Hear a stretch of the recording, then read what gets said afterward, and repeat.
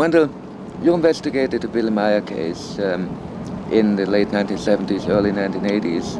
What was the result of your investigation? Well, first of all, we focused our investigation on scientific material that could be tested one way or another. And so we were looking for photographs, metal samples, plastic, buttons, anything that we could get. Sounds, all of those were important to us. And especially the photographs, because there was a large number of them. At that time, we were not investigating the subjective part of the case, the philosophy, the teaching, and that sort of thing. So we were there collecting as much physical evidence as we could at the time, and we discovered a very important thing. We found that the Swiss themselves, the people in the group, had taken their evidence to Swiss scientists. We weren't the first scientists to look at it. We took them to the Swiss scientists. They had already tested the metal. They had a report from a metallurgical agency in Zurich that we began our research with. So we were concentrating on the physical matter in the case that could be tested. Okay, I'll change the frame. How did you learn about the Meyer case the very first time? I first heard about it from Lou Zinstag, one of the earliest researchers in Europe. Let's wait a second. Okay. If it is behind the building, it is better. I'll make it a whole sentence. Right. Okay, Wendelle, how did you learn about the Billy Meier case the very first time? I first heard about the Meyer case from Lou Zinstag, who, it's in her area, it was in her part of Europe, and she was then the leading UFO researcher in Europe. At the time, she published the first journal on UFOs in the German language in Basel. This was happening in her backyard, so to speak, and when she heard about it, she went to the household, to the area, looked up Mr. Meyer, and met him for the first time, viewed the pictures. She was collecting photographs also, and she called me after that meeting and told me that I must see what's happening in her country. She said, I've seen the most remarkable photographs ever. She said, I'm coming to the United States next month with Timothy Good to look up some information on George Adamski, who, by the way, she was his translator in Europe, and I will bring them by your house if you're going to be home, and I will call you from a local bus station when we go through from New York on our way to Los Angeles. I said, fine, I'd love to see them, and I'll have some photographs to exchange with you. And we hung up, and months later, she came in with Timothy Good. They came together. They called from the Greyhound station in downtown Tucson. I went down and picked them up. It just happened that Lee and Britt Elders were visiting me at the time, and when I brought them home, Lee and Britt were waiting for us. And she sat down, set her purse down, took her coat off, and opened her purse and spread 12 photographs out on the table. And they were, in fact, the most remarkable pictures I had ever seen anywhere. I said, those look too good to be true. And she said, I think they may be real. She said, I've been to the house, I've talked to people. The man is a very sincere man. I believe that he's telling the truth. He looks you square in the eye when he responds. But she says, I don't like the case. I said, what do you mean? Why don't you like the case? She said, well, they don't have a Jesus Christ. And I understood that to mean that if they didn't have a Jesus Christ, they are from the opposite forces.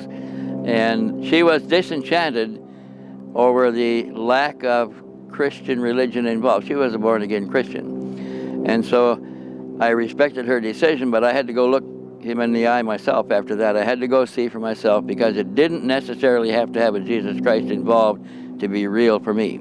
Absolutely. Moment, I'll change the frame. Surely. Before I come to the next question. When you went to Meyer the first time, what was your first impression of the case? Well, I'd been interviewing a lot of people for some 20 or 30 years, and you usually find that people that are not telling the truth are evasive. They look away to get their answers and things like that. Mr. Meyer looked me square in the eye and answered every question, looked right into my soul when he answered the question. He gave me simple answers and very direct answers. He gave them to me in English, and I was convinced that he was telling me what he believed to be the truth. What convinced you most in the course of your investigation that indeed he is telling the truth? Well, I became more convinced that the photographs were real when he took me over all of the photographic sites, and I could see that there's no place to suspend lines into the scene. The hill dropped away at a steep angle. There were no anchor points. There was no way that he could have thrown it into the scene, because I saw scenery on the side of each image area that was greater than you could throw up a small model into. Also, it wasn't pushed up from the bottom, and I became convinced that there was no way I could figure out that anybody could get models into the scene. And if it was a model, it would have to be a very large one, on the order of 20 feet in diameter, and there are some problems in lifting those too. So Lee and Tom were in London sweeping, doing a communication sweep in a bank, and I called them and said, "You've got to come over here and see what I'm seeing." Now, Lee and Tom were licensed international private investigators. They had a company called Intercept, and they had international licenses, and they could go into files, government files, and get information that I could not. I wanted to get them involved if I could. They flew over, we went over the sites again, and they said, "My God, this guy has got to be taking the real thing."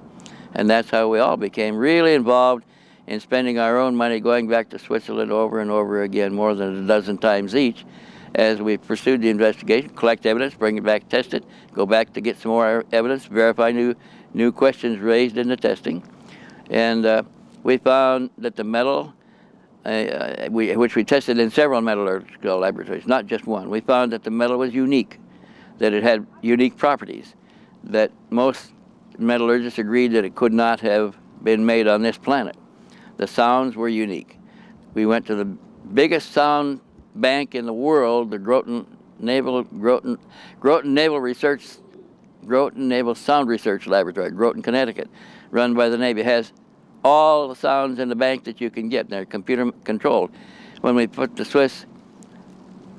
UFO sounds into the bank, it couldn't find a match. The piece that we put in there was the sound recorded when the Mirage jet was making passes on the alien beam ship. And the computer matched the sound of the jet engine, gave us the model of the jet and the engine that it was using. It gave us a police siren, a European police siren that was used in certain countries.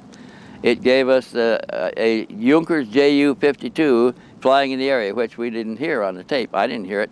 Meyer didn't hear it, but it was there. They gave us a report. It reported that a Swiss Pilatus Porter reconnaissance plane was in the vicinity, and also recorded the sounds of the jet engine. Gave us all of this information, including that of a barking dog, which we could hear the barking dog, but a lot of sound information that was imperceptible to us was all discovered by the sound bank.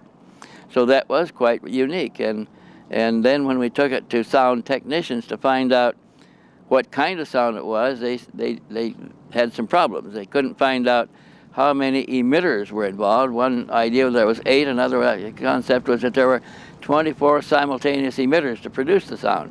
The sound had random wavelength and random amplitude of the waves, both at the same time.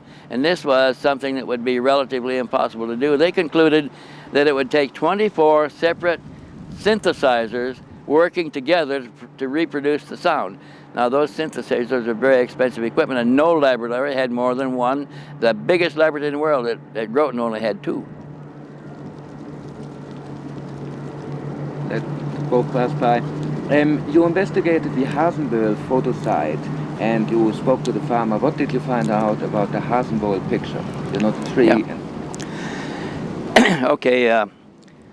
I took Mr. Meyer back when we were going back to the photo sites, and this time I was alone with him, the first time, and we went to the Hasenböhl site. I found that we had to go through 2 locked fences. The first one was to get to the farmer's house, and the second one was to get through the fence in the back to the pasture, and they both had locked gates. So we had to make a noise in the front to attract the farmer's interest or his attention to unlock the first gate. And as he's unlocking the second gate, I asked him if he had ever seen this man before, Mr. Meyer. He looked at him and said, "Yes, I've seen him before." I said, "Does he come by here very often?" He said, "No, it was about 2 years ago that he was here." And I said, do you remember anything about it? He said, only that I had to unlock 2 fences for him. And he said, you know, I don't get a lot of people to come through these fences. And I said, do you remember what he looked like? He said, oh yes, same man. I said, was he wearing a jacket or not? He said he was wearing a jacket. I said, did he have anything else on the moped with him? He said he had a brown bag, like what he presumed to be a lunch bag, and a photo camera with him. And I said, did he have any poles or wires or rods or fishing poles or anything like that? No. Did he have a Model Tree? No. Did he have a model of any kind? Oh no, he didn't have room to carry that. He was driving the moped with one hand. And I said, and he came through here and you unlocked the gate for him at that time, both gates, and let him in and you let him out. I said, how long was he in there? He said he was there about 2 hours. So then we went up to the site. Now when we're going up to the site, it's a very steep climb up that hill. And Mr. Meyer had to run his moped engine and run the moped in gear and push at the same time to get it up the hill. When we rented a 4-wheel drive Jeep to go up the same hill, the 4-wheel drive Jeep just skidded and slid back, wouldn't climb it. So if he's carrying anything, he's not going to get it up the hill that way. He's going to have to make several trips. All the ascent was in full view of that farmer's house. He could have looked out his window and see him going all the way up the hill to the shoulder. You were a witness of an assassination attempt against Mr. Meyer. Can you tell me the story? Yes, I can tell you about the assassination attempt.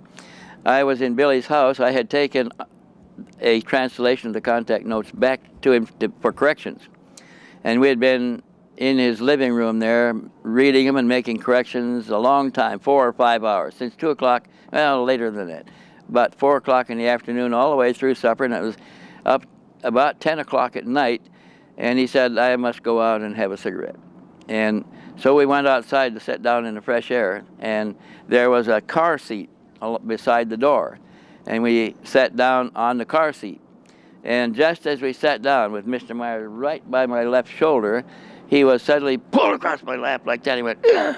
And he started to get up again like that. I said, what's the matter? Are you having a heart attack? At about the time that he was pulled across my lap, we felt debris in our hair. And I thought that it was a rat in the rafters of the barn there. And at that time we heard the shot. We've already been sprinkled with sand. And then we heard the shot. He said, that was a shot. And he turned around and looked, and there's a fresh hole in the wall. He put his finger in it. He says, it's hot.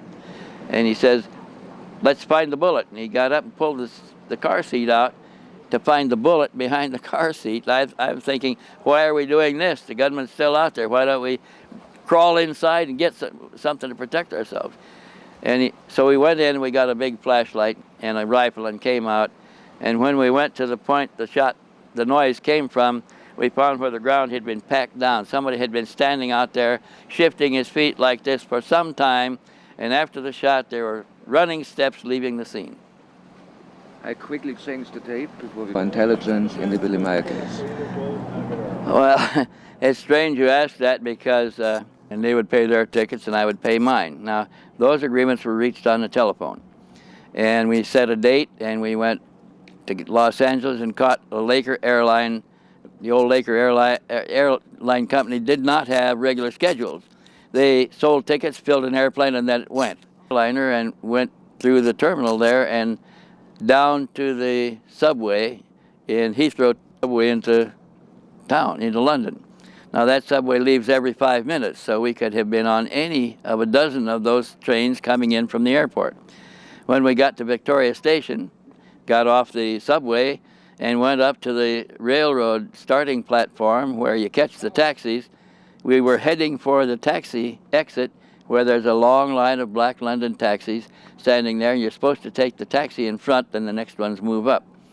As we were walking there, we stopped to look at some fruits in a kiosk, decide whether we were going to buy something or not before we got into a taxi, and a big black taxi driver, tall fella, big husky guy, came up to Lee Elders, tapped him on the shoulder and said, "You're Mr. Elders?" And he said, "Yes." He said, "I have your taxi." And he motioned for us to follow him. So we went out the door, and the other taxi drivers are start yelling because we're following a taxi driver that should be on the front line, and he's not. He took us around the end of the taxi line, down another side street a little ways out of sight of the taxi line, and put us in another black taxi that was standing there. And I told him we were going down, we'd like to go down to Kensington. We have an apartment arranged in Kensington. He said, yeah, nodded, spoke our kind of English. He was an American black taxi driver in London. So instead of, we didn't know London very well at the time, and he drove around a little bit and pulled up at a big hotel, parked in the only unloading spot under the canopy there with his doorman standing there, got out of the taxi and motioned for us to get out. We said, we want to go down to Kensington. He said, oh, we get down there.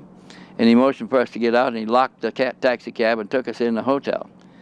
He said, I want you to meet somebody. And he was leading us to the elevators. And we said, what about our stuff in the taxi? He said, oh, these men will watch it. There were some men sitting there. So we went up the elevator to a room, 5th floor, went down a corridor to about the 3rd room on the left, and he knocked on the door, and the door was opened a crack, and it was fastened with a chain. You couldn't open it any farther. A face looked out, they said something, and the man inside took the chain off and led us into what looked like a very small kitchen. It had a sink, a range, a stove, and a refrigerator on one side, and several cabinets on the other side, and a door at the end. He took us to the door at the end, opened it, said something to somebody inside, and motioned for us to go in. We went in, and there was a man sitting at a big overstuffed chair inside. Now, I'm going to back up a minute because I want to tell you how we happened to get there. After they agreed to go back with me, and we had picked a date about a month in advance when we could all be ready at the same time. And that's our last conversation on the telephone. At that point, we began to suspect that our telephones were monitored because we'd get strange noises on them. So we agreed if we were going to communicate, we would just say, meet you at the usual place, and we'd they would drive to Picacho Peak, halfway between their residence in Phoenix and mine in Tucson. And we'd talk there. We could drive up the side of the peak and see all access roads. So we did that for all communications before we left, after we agreed that we would go together. But shortly after this, within about 10 days after our last telephone call in that area, Lee got a letter in the mail, airmail from London, and the upper left-hand corner in silver ink was stamped Knights Templars of Malta, and an address and letters, telephone numbers. He opened the letter. Inside was this was blue parchment, pale blue parchment, very expensive paper. Inside was one sheet of the matching, very expensive blue parchment with silver letters stamped on the top, Knights Templars of Malta, the headquarters of Knights Templars of Malta. And there was a one-paragraph letter under that said, Dear Mr. Elders, we believe we have interests in common. When you get to Europe, please call us at this number. And he called me and said, let's meet at the regular place. And that letter, by the way, was signed Mark Nathan, General Secretary of the Knights Templars of Malta. So we agreed to meet at Picacho, and he was going to show me the letter, and we decided there that we wouldn't respond to it because we didn't need any help from anybody. We didn't want any interference, and so we decided to forget that. Well, another 2 weeks passed. We were only a week before leaving. He got another letter from London, this time a white parchment, fine white parchment with gold stamping in the upper left-hand corner, the House of Commons, on House of Commons stationery. Inside was a sheet of House of Commons stationery with another short paragraph that said, you did not respond to my last letter. I am convinced that we have interests in common. It's very important that you get in touch with me at this telephone number. If not before you leave Arizona, please do so when you reach Europe, when you get to England. So we met again, discussed that, and decided we're not going to answer that one either. That letter was also signed Mark Nathan, Secretary something, it wasn't Secretary General, but it was the head secretary, chief secretary of the House of Commons. So now we've got a dilemma. We've got the Secretary General of the Knights Templars writing us on stationery using Mark Nathan, and another letter from the same Mark Nathan, same signature on House of Commons stationery. So we think, boy, this is really interesting. This guy's got a real collection of stationery. But we still weren't interested in communicating with him. So now we've arrived at London Station, and a big black cabbie has taken us to his cab and driven us to a parking spot in front of a very very expensive hotel where movie stars live. He parked the cab in front and locked it. Those cabs, they just unload there and they move on. So that was kind of strange to us in the first place, to get out of a cab and lock it in the only parking spot they've got under the canopy in front of the hotel. So now we get down to the room, and we're being ushered into the room, and there's a man sitting there, a short, stocky fella, in front of a big black overstuffed chair, a big black leather chair in the corner, and he had a table on either side, a white phone on one side, a red phone on the other, and there was a long four-seat, four-cushion sofa on one side with a big, heavy coffee table in front of it, and a shorter three-cushion sofa at right angles to that with another heavy coffee table in front of it. The man is standing up when we come in, and as we turn to him and waiting for a greeting, he greets us and he says, "I'm Mark Nathan." And we look at each other and we wonder whether we're in the office of the Secretary General of the Knights Templars or whether we're in the office of the Secretary of the House of Commons. Anyway, we start to sit down, and the white telephone rang 10 short rings.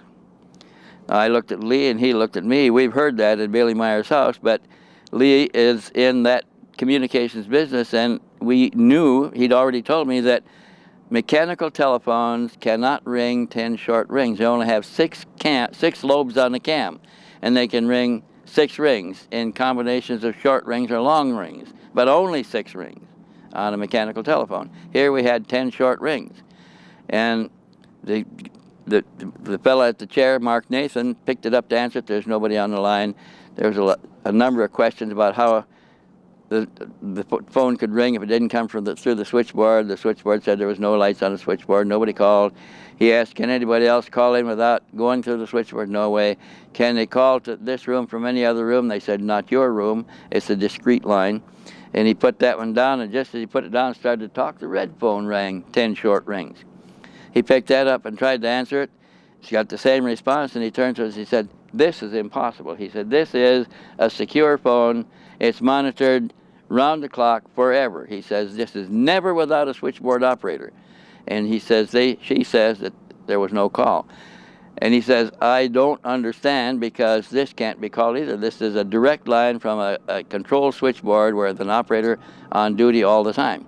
So then we told him what we thought the 10 short rings probably meant. That was a signal that the Palladians used to convince Meyer that what he was thinking was a telepathic transmission and not his idle thoughts.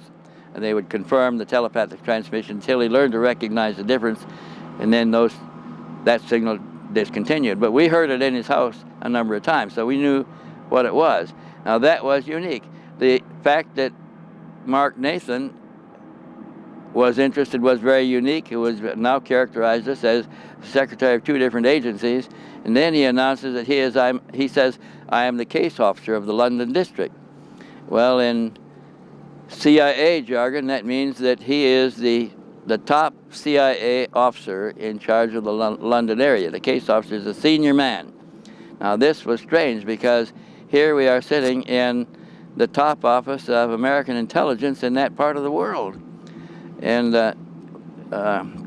we wondered what their interest might be, why we're there, and now we realize that he's the one that was sending the letters that came before we left and shortly after we agreed to go together as a team.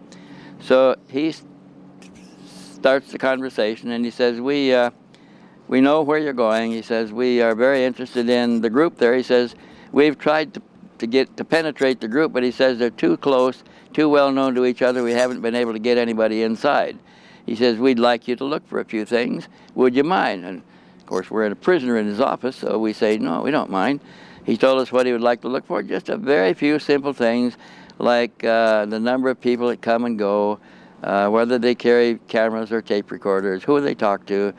And we told him we weren't going to keep notes, but if we could remember anything, we would contact him when we got out. And he asked us again if we'd be sure and contact him on the way out, and we agreed to do so. But when we left his office, we agreed that we are not going to play their game, and we are not going to come back through his office again. Then he drove us down to Kensington, his chauffeur in the black taxi drove us down to Kensington and to the place where we had the reservation, and you know, they already knew where we were going. We didn't have to give them the address. So that means that our telephone called to that telephone number in London, a number that we got out of Frommer's London on $10 a day that was 5 or 6 years old at the time. But we did get through, and the old gunner answered, and he agreed to rent us a room on our dates there in his walk-up in a row house, row flats. So anyway, we're now in London, and we're leaving. He drives us back, and we're on our way to Switzerland. And I can tell you now that we never got in or out at any time without being abducted by our own intelligence agency and taken to Mark Nathan's office. By the 4th trip, we've been through his office 6 times already. And he tells us, we're getting on a first name basis. He calls me Steve, he calls Lee Lee, and he calls Britt. We call him Mark, and the next time after that, about the 8th trip we were through, he had his wife sitting at his desk when they picked us up and drove us to his office. So he knew when we were coming because she was there waiting with him. Then he introduced us to his wife, and we met her, and it was a cordial meeting, and so then she left, and we talked, and he sent us back to the gunner's house, and we made our own way home. Now, the next time we came through, which was about the 10th time we were in his office on the way out, he said, look, my wife has prepared a nice dinner for you folks tonight. Will you come to my house and have dinner with us? So he said, we told him we need to go to our room and clean up. He said, okay, I'll send the limousine for you at 6 o'clock, and he'll take you back afterwards. So leave your things at the house. So the limousine arrived right on time, very punctual. And he drove us to this case officer, to Mark Nathan's apartment in another place in the city. And we got out, and him and his wife were waiting at the door. They escorted us in. She had a nice Chinese dinner prepared, and very nice table service laid out with wine glasses and silver china plates and everything. And we had a nice dinner served by his wife, who was a full-blooded Chinese from the People's Republic of China. She was also an intelligence agent in the People's Republic of China before she married him, and I suspect probably still was. So they served us dinner there, and afterwards he took us into a parlor and offered Lee and I cigars and poured wine for the women. And he said, remember the letter? I told you I thought we had interests in common. And Lee said, yeah, what kind of interest? He said, let me show you. And he came over to the sofa where I was sitting, and at the end of the sofa was a coffee table, or a lamp table with a big lamp on it. He came over and lifted the big lamp off and set it on the floor.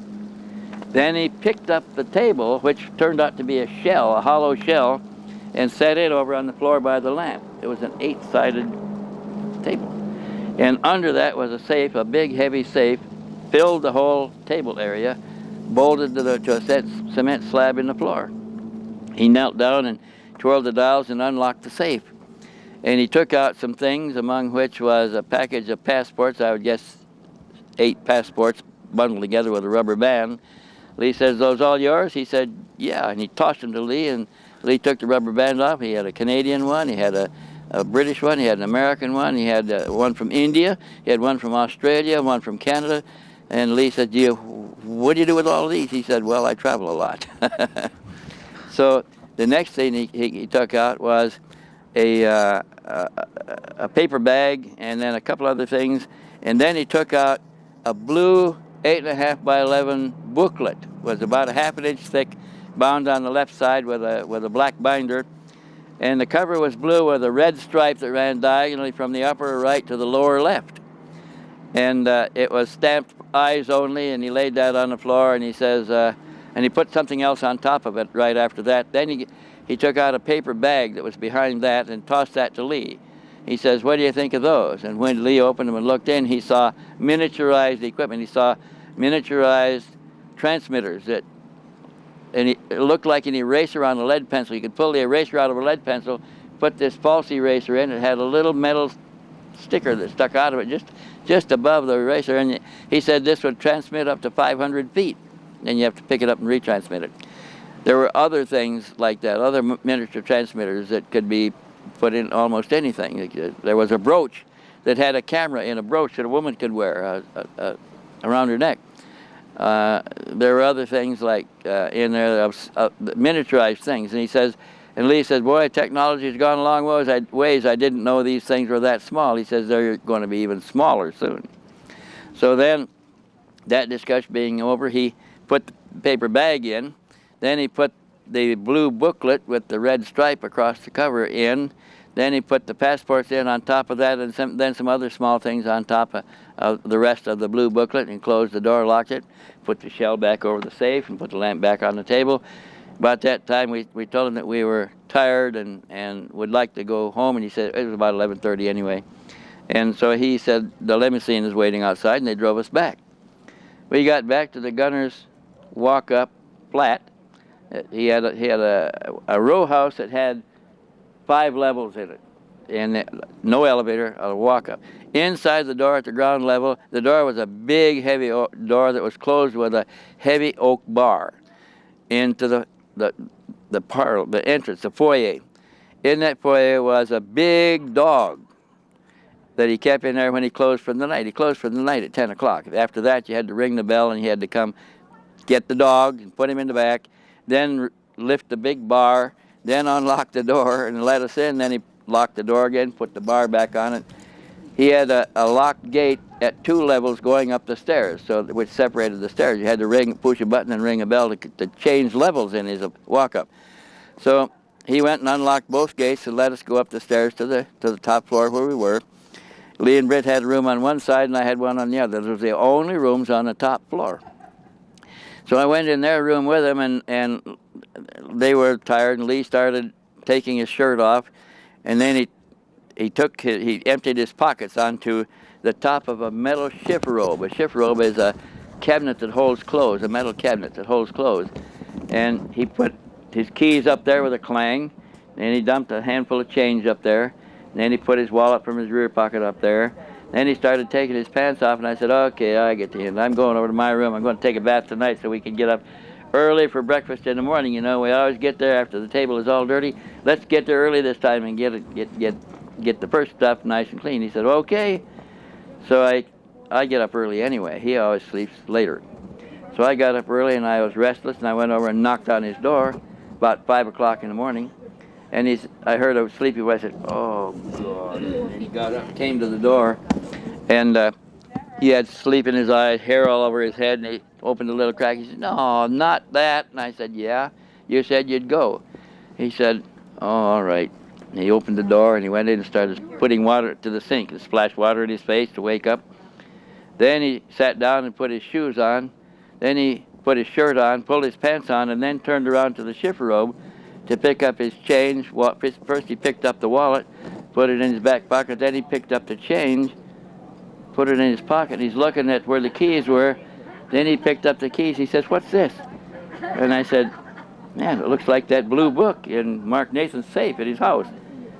It was the blue book with the eyes only stamping on it, a signature sheet if you looked at it, a red stripe across from upper right to lower left.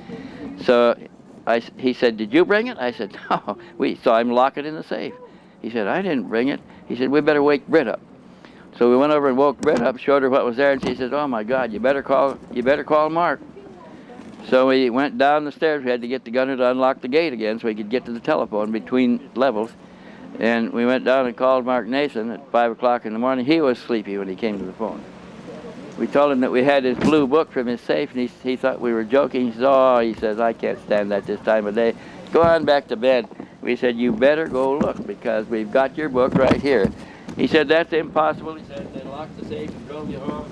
We said, we'll hold the phone. Go check because we do have your book. So he said, oh, okay, just a minute. And he wandered away from the phone. When he came back a few minutes later, he was out of breath. He was hyperventilating, puffing. He said, you really got it? He says, it's not in the safe. He says, what does it look like? So we described it again. He says, impossible. He said, don't touch it, don't touch it. I'll be right there. And he got in his limousine and raced over there. He arrived in 10 minutes. quarter of the way across London. Drove up in front, kept running up the stairs. We told the gunner he was coming. He had the door unlocked, unbarred, and unlocked the dog inside. He came running in and he said, "Oh man," he said, he said, "Let me see." So we took him up, and really still getting in bed there. She hadn't got up yet. She's waiting for us to clear out so she could take a shower. So he came in and he looked on the shift robe and he says, "Oh my God," he said, "that's the book." He said, "It's not in the safe, and there it is." He said, "Look, tell me, just how did you do this?" And we told him we didn't do it. We don't know how it got here. He said, "There must be some trick involved." He said, "How was it done?" We don't know. So he just shook his head. He took the book. He said, "You sure you didn't look in it?" And we said, "No." No, okay. Oh, I just dropped it on the ground. Continue. Let's continue. He said, Okay. Continue. okay, something wrong. He said, "Are you sure you didn't look in it?" We said, "No, it's none of our business. It has nothing to do with us. Why would we look in it?" He said, "Oh, God," he said, "I'll have to take your word for it because there's nothing I can do anyway." And he took his book and thanked us for not looking in it if we had not, and said that he would like us to check in with him before we left town. So we were at the getting ready to take the subway up to Victoria, out to Heathrow Airport to leave, and a big black taxi driver comes up to us. He says, "The boss wants to see you before you go." We drove us back to the Grosvenor hotel and back up to the room, and he says, "Look," he said, "I've been thinking about this." He said, "I don't know what's going on here, but," he said, there's something really strange involved." And we said, "Well, if you find out, we'd like to know what it's all about, because we didn't do it, and the only thing I can think of is apporting, and that's a spiritual phenomena that I'm not familiar with and can't explain." He said, "Well, I've had experts consulted on this, and that's the only thing they can come up with, is somebody apported it out."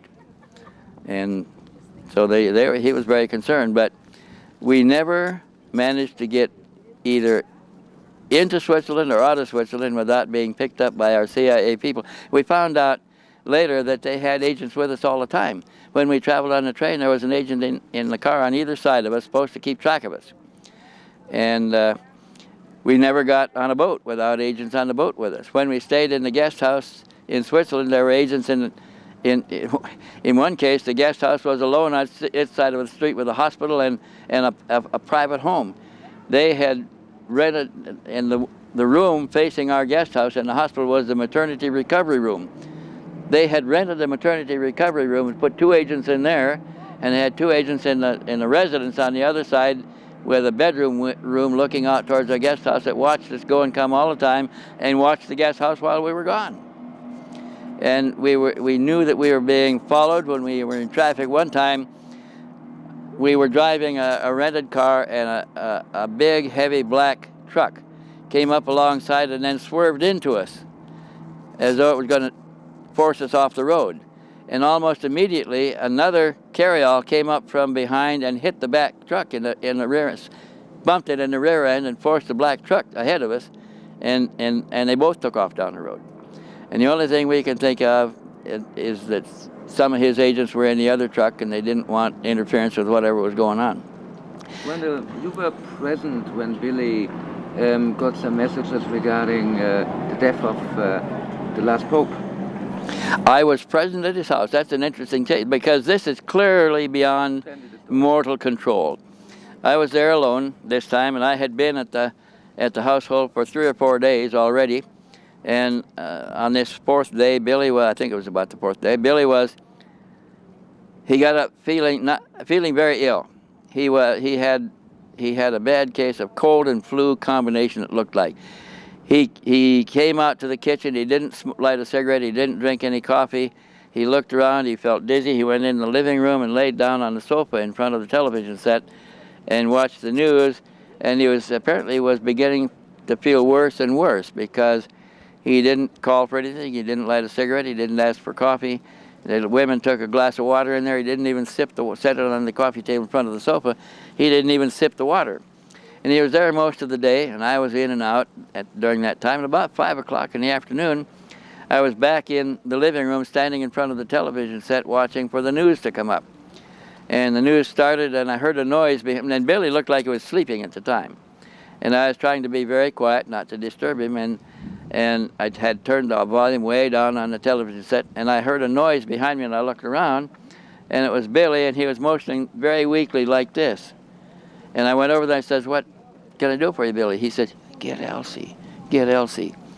So I went and got Elsie, and she came in and leaned down. He whispered something to her. She went and got his wife, Poppy. They came back and picked him up by the armpits and walked him down the hall to his bedroom. And they took him in the bedroom and evidently put him in a tub to take a bath. Then they came out with, Elsie came out with Levi pants and a shirt, and his wife came out with boots, and they started polishing the boots. First they cleaned them, then polished them. Then they ironed the Levi pants and ironed the shirt. About that time, his wife took the shirt back into, pants and shirt both back into him in the bedroom, and the boots. And a few minutes later, he came out wearing the boots and the pants and the shirt with the long sleeve. His wife pinned the sleeve up while Elsie looked for a jacket. It had been raining all night. The night before, it had been raining all day this day, and it was still raining in this afternoon. And they were looking for a jacket that would shed water. And they couldn't find a cap. They were looking for a headgear of some kind to protect his head because he's sick. But he was looking a lot better after the bath, and he was standing alone. And so they found one of those Air Force B5 jackets or B4 jackets. It's a blue nylon jacket with a blue fleece collar. Keep it a little bit shorter. Okay. So he put the jacket on. They didn't have a cap. While they're looking for a jacket, he comes out. He brings his holster and a walkie-talkie with him. He took the gun out of the holster, dumped the bullets out, looked through it, put the bullets back in, put it in the holster, put it on his, buckled it on. He took the back off the walkie-talkie, dumped the batteries out, and put fresh batteries in it. Elsie ran upstairs, and they checked with the base station. Everything was working. So now he's all ready to go, and he's standing in front of the stove talking to Elsie and Poppy, and I've gone over to the sink to pour a cup of coffee. About that time, the people that worked there came back in. They were coming in from work, and so Mrs. Meyer started setting dinner on the table. And they washed up, and they came out, and they all sat down to eat. This was about 6 o'clock, 6:51, maybe 6:15, about that time. They spent an hour eating, and Billy waited. He didn't eat anything. He's standing there waiting for things to happen. Doesn't know when it's going to start. And they finished eating, and then some of the women picked up the dishes and carried them away. And Billy is still waiting, and I've got to make a comment on that man's patience. He has the patience of Job. He waited 2.5 hours after he was ready for the contact to come. I know that he waited as many as 5 or 6 hours at rendezvous. But anyway, he's waiting. They're waiting. He's not losing his patience. He's waiting there, and I'm losing my patience. I poured another cup of coffee when he got his signal, and he raised his hand like that in a little goodbye salute and started out the door. As he did that, I could see over his head the cook stove here and the round clock on the wall above the cook stove, and I could see that it was 8:25, 25 minutes after 8. He started out the door. I set the coffee down and raced around the table. I want to see him go. I don't want to miss anything. Wait. All right. Okay. I didn't want to miss anything, so I set my and he made his little salute and started out the door. I could see then that it was now 8:25, and I looked at the clock because he was passing right in front of it, going out that side door there. And I raced around that table on the door on oak legs, and out the lean-to door into the shed. There was a dog chained here, the big dog, and he lunged at me because he didn't know me too well, and I was moving fast and strange to him, and his chain had him restrained, so he just couldn't quite get to me, but he scared the dickens out of me. I jerked away like that, and then out the door in time to get on the ground outside, in time to see the end door 8 steps from me, 9 steps from me, closing on Billy's heels. I saw his heels going out, and the door it sprung loaded inside, and it slammed shut, and I ran those steps and jerked the door open as quick as I could.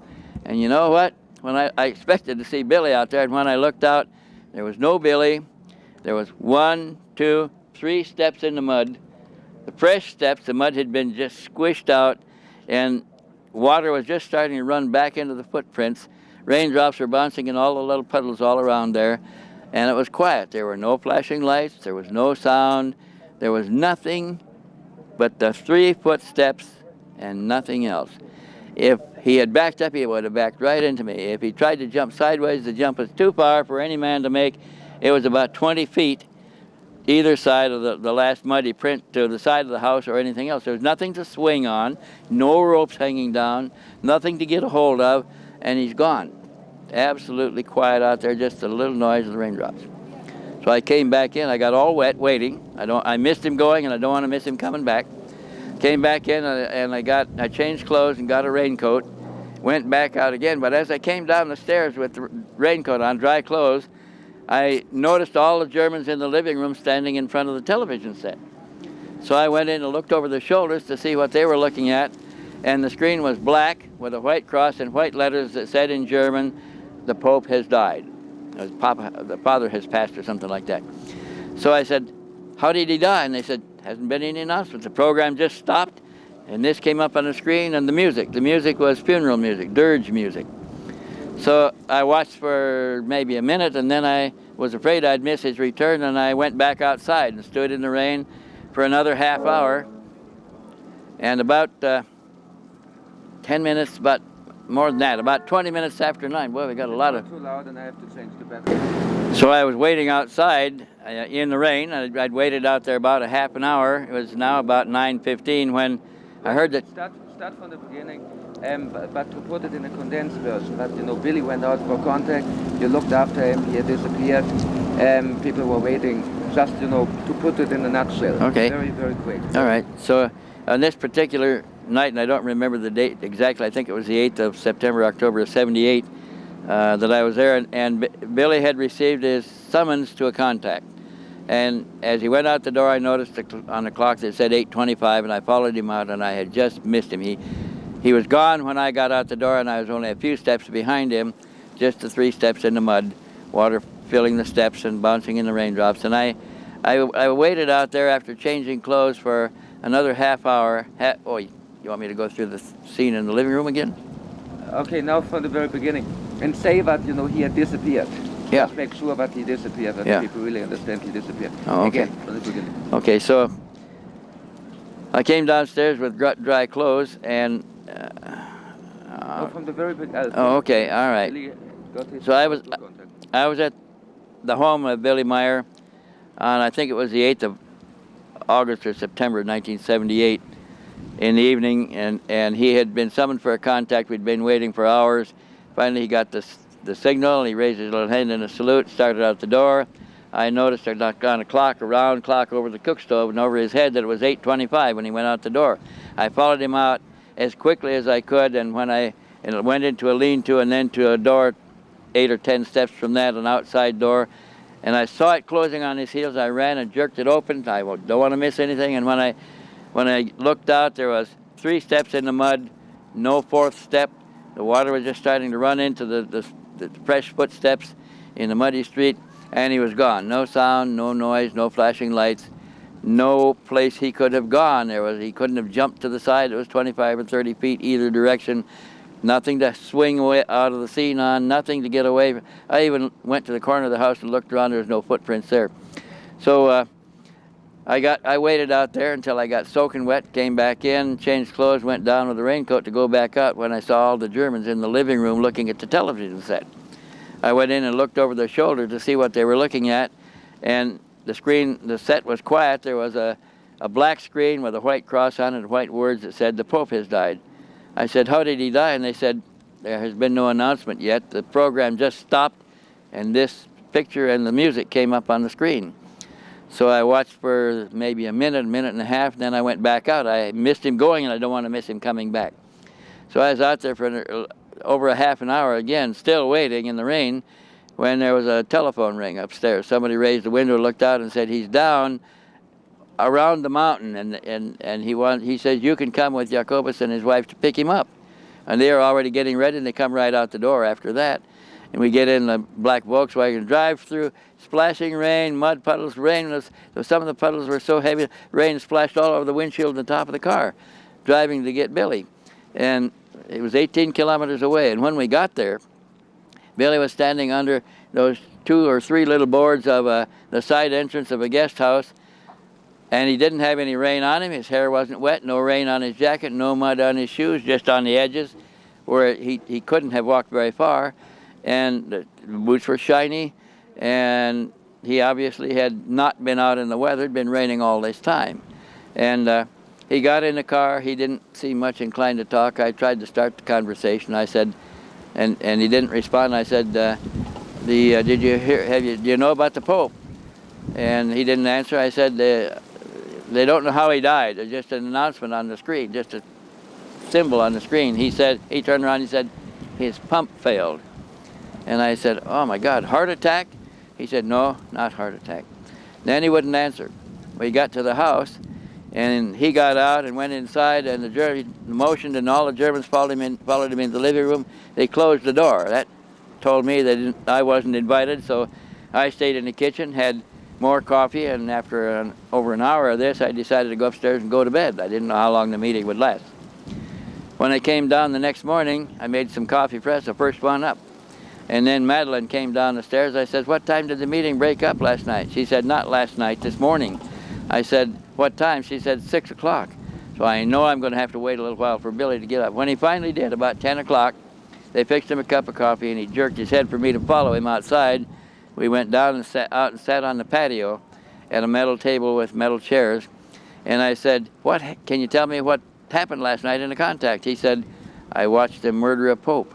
I said, I'm protesting. I said, oh, no, it can't be. They don't murder popes. I said he died last night, but all right, but he wasn't murdered. And there was still no announcement up to this time of the cause of death. Even on the morning news, they were withholding the cause of death. And he's saying, yes, they murdered this one. And I said, and I'm still protesting. I said, no, that can't be. That can't be. He was a popular, but we don't murder popes. That's like the king of a country. He said he was murdered, and he said he gave me the name of poison that was used. He said I watched it all on viewing screens aboard the craft. He was aboard the craft the whole time. He watched it on viewing screens. He said that the Pope's manservant was preparing his bedtime tea, which was a custom that Pope drank warm tea when he went to bed, preparing his bedtime tea in the kitchen. And he had the tray prepared, and he went around into a closet to get a napkin to put on the tray. A cardinal standing in the kitchen watching him do this took a little bottle out of his pocket, put a couple drops of clear liquid into the tea, put the bottle back in his pocket, and stepped back. The manservant came out, put the napkin on the tray, and carried it in and put it on the table beside the Pope's bed, and he drank his tea and went to bed and died a few minutes later. I said, what? And I said, my God, what kind of poison could that be? And he says, they told me it was such and such. And he gave me a name which I don't remember. He said, they told me that it was a very potent poison that was highly volatile and would evaporate out of the body in about 5 minutes in the heat of the blood. And I thought, oh my God, what kind of poison is that? He said, only it's a very special poison. You can't buy it. It's manufactured for use. And I said, but it can't be. And I keep protesting. He says, and I can tell you another thing. Now he's defending himself. He says, I can tell you that the next Pope will be elected in the biggest conclave in the history of the church and the shortest conclave of the history of the church. He'll be elected on the third ballot. It'll take 31 or 33 minutes to count the ballot. He'll reign the same number of days and die by the same hands. I thought, oh, now I've got some proof. If this happens, I know beforehand. So I went in, sat down, and wrote myself a long note of what we just discussed. There were other things in the discussion I'm not at liberty to release, but and I'm still protesting, so he went a little further, and he said that Pope, when he's elected, will choose the name John Paul I. And I thought, I didn't know at the time that popes they choose their own papal name when they're elected. So the conclave came off a few days later, and that Pope did choose the name John Paul I. But I'm still protesting there on the patio. There's still the next morning. And I said, no, Billy, I can't believe all this. I said, it's just impossible. We don't murder popes. He said, I can tell you another thing. He said, the next Pope will be elected from outside of the Vatican hierarchy to keep him from finding out what happened. He's already told me that the reason for the death of the first Pope John Paul was because the Vatican treasury had lost hundreds of millions of dollars in unfavorable investments. And that he had discovered it, had prepared a news release and was going to call for an investigation the next day, and that's why he had to die that night. And Meyer said that he had the papers on his desk. They showed me the papers on his desk, and he said, a cardinal, and he gave me the name of the cardinal, came in from the door into the Pope's private office, picked up the papers, make the planned news release and the papers he was going to use to show him that the Vatican had lost money, and carried them out and closed the door. And he said, and I'm still protesting, but we don't murder popes. And he said that this new pope will come from an East Bloc country. He will be kept on the road by the Vatican as much as possible. He'll be known as the traveling pope because of the time he will be away from the Vatican. He said, I was shown there'd be a very good reason for this, is to keep him from discovering that the two previous popes have been murdered and the reason why. And then he told me another thing. He said, if this pope discovers the reason or suspects that the murders have taken place and chooses to act in any way, he'll die by the same hands. If he is wise enough not to act, he will live out his normal lifetime. So he said, that is not clear what will happen. He said, that's up to the Pope. And as we know, nobody has been accused of murder in the Vatican. The same officers sit in the Vatican hierarchy, the same prime minister or whatever the equivalent prime minister is, are still there, and they are the perpetrators. And I'm still protesting, and he went on and gave me some future things that haven't happened yet, which I'm not going to go into because he had made a promise that he wouldn't reveal information, and he had already betrayed that in telling me what he had. And I hope, well, that verified, that proved to me that what he gave me the morning after the death was all correct, right down to the last phrase, last sentence that he told me. Every fact he told me happened in sequence up to now. And I have another sequence that goes from here, and I'll let you know when those are confirmed. But no mortal man that I know of can do that. The Billy Meier case was heavily debunked by a person called Karl Korff. Can you comment on Karl Korff's history and his so-called research? Well, I can tell you that Karl Korff first contacted me when he was in high school. And I believe he was about 16 years old. And he wrote me a letter. He had written a letter to all of the figures. He had written it to Apro, to Coral Lorenzen, to James Hynek, to Walt Andrus up in a MUFON chapter in Wisconsin, to NICAP, to Hayden Hughes, to a lot of people, and nobody bought it. Probably the same letter. In that letter, he said that he was doing a high school research project and he'd like some UFO material. Apparently, I was the only one that answered the letter. The rest all ignored it. So I sent him a 20-slide sheet of cull slides that I throw away because they're not good enough to do anything with them. And he thanked me and wanted some more, and I sent him a few more in a box. And he thanked me again and sent me some slides that he had, pictures. And and then in that letter he wanted me to send him some Pleiades pictures. We had already released the first picture book. And I told him that we couldn't share that with other people at the present time. It was all under investigation. Then he took my slides and he offered to Bernie O'Connor to publish in Saga magazine as a new UFO discovery of new UFO photographs. And they run a feature spread of Karl Korff's pictures, which he had gotten from me. I knew Bernie O'Connor. I'd written articles for the magazine before. I didn't know they were looking for a photo spread. But anyway, Karl Korff sold. Then he wanted more pictures. Now I know what he's up to, and I told him, no, I'm not furnishing any more pictures. You're selling my own pictures out from under me, and as far as I'm concerned, it's deceitful to do that. You should have told me what you intended to do with them. And then the next thing was a year later when we were in Oakland, California, where we were making the first presentation on the Swiss case in a Congress, a UFO Congress. And Karl Korff showed up. He's still probably 17, late 17, and he's wearing a cap with a press pass sign, a handmade press pass sign in, wanting to get in free. And I asked him what magazine, the doorman asked, what magazine you working for? And he said, Saga. So I went back on the telephone, called Bernie O'Connor, and said, "Do you have a man out here, a press man?" He said, "No." He said, "But if you got some good information, send me something on it." And I said, "Okay." And I went back and told Calcorp, they don't know you're here under their banner. But I said, if it's that important to you, take a seat over there with the rest of the journalists and write your report, you know. So I let him in free anyway, and he won on that one. And he wrote his report, but his report was an attack on the case. Now suddenly, he found that the people that wouldn't answer him before are writing him over his attack on the Meyer case, which was really a groundless attack. He was just arguing points like they obviously were suspended from a line, and a number of things, that they were too dark on the bottom and obviously couldn't be a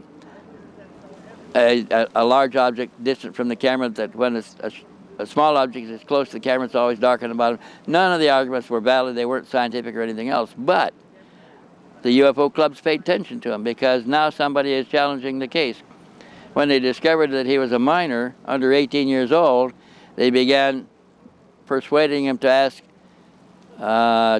challenging questions that would lead to, in fact, some of them were even points of defamation, accusatory questions. And which he did. And we decided, when we got the first letter, and after this, we decided we would not respond to any attacks on the case, because the Pleiadians, while we were investigating it, had told us that we should not seek to prove the case, because every human being has a point beyond which he is not comfortable to go, and he creates a crutch to protect him. And they said, it's not your business to go around kicking the crutches out from under the cripples.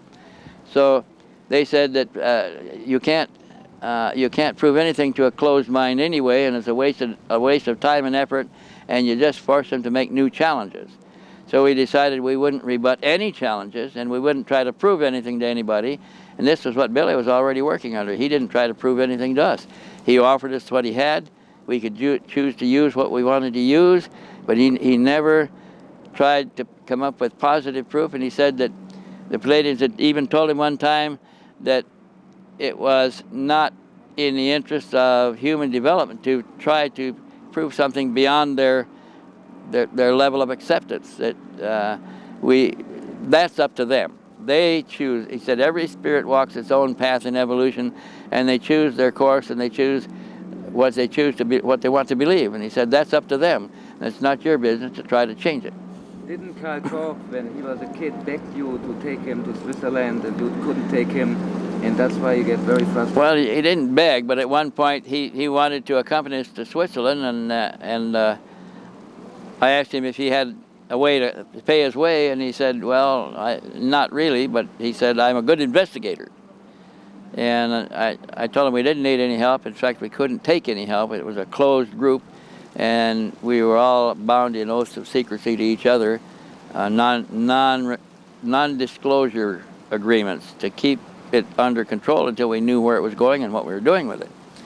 And that was before he wrote the letters, challenging letters, accusatory letters about the case, and got the attention of the leaders of other UFO organizations. And he was a minor at that time? He was still a minor at the time. And when he turned 18, he gave it up because some of the accusations were actually libelous. And we couldn't proceed against a minor. You can't sue a person under 18 years of age. You can, but you can't get it into court. And when he turned 18, he stopped because he didn't want to be liable. Others were giving him challenges to make that were already adults. Bill Moore was one, and a couple others, to make libelous challenges, trying to barb us into a response so they can make further charges. What do you think is his motivation behind the debunking campaign against Billy? Against Billy? Yeah. I think that I think most of it is jealousy because we didn't take him into the investigations. I've never been a member of any UFO organization, and I didn't want to be, because that kind of locked you into an idea pattern or into a position, and I didn't want to be locked into any positions. So they'd send me cards, membership cards free, and I'd send them back. And I think that that's one reason why I was attacked by the clubs. They all had sent me cards at one time or another, and I am independent and still not coordinating with the club. My closest coordination was with Jim and Carl Lorenzen, and I would brief them every time I got back on important points that I just learned, and they would listen. But after the second or third trip, Carl began to accuse me of stealing their case, and she reached this reasoning because Lou Zinstock brought the pictures to my house. I picked her up at the bus station, but since I was the photo expert for APRO and carried on their mask as their photo consultant and had their files, at least they were calling my files their files at the time, and they thought that I should have turned Lou Zinstock over to them. Well, as a matter of fact, when Lou hit my house, I said, you ought to make a courtesy call to the Lorenzens and let them know you're in town.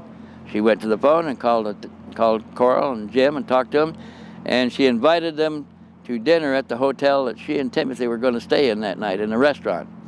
And they accepted it. And she wanted to get back in time for the appointment, something like 6:30, to meet the Lorenzens when they came. I drove her down to the hotel, was going to have dinner with them also, and they went up for about 10 minutes and came back down. It was time for the Lorenzens to arrive, and finally Jim showed up alone without Coral. We went in and sat down for dinner, and before the food was served, the hotel bellman brought a telephone and said, a call for you, Mr. Lorenzen. He took the call. He said, oh, the dog is sick. I've got to go back and help my wife. Well, we knew this sick dog story. It had happened many times before. It meant that she was an alcoholic, you know, and she was in her cups, and she had threatened him to get home immediately or else. So he left, and that's all the contact they ever had with the Lorenzens. The next day, Coral was ill until noon, like she usually was, and Jim was working, and there was no contact until they left by bus going on to Los Angeles to do some research on the Adevsky case, and the Lorenzens never did put in an appearance. Well, Jim did, but they never did honor the honorary invitation to be a part of this. But I took them in anyway as friends, and it kept them advised of what was developing. Okay, thank you, Wendelle.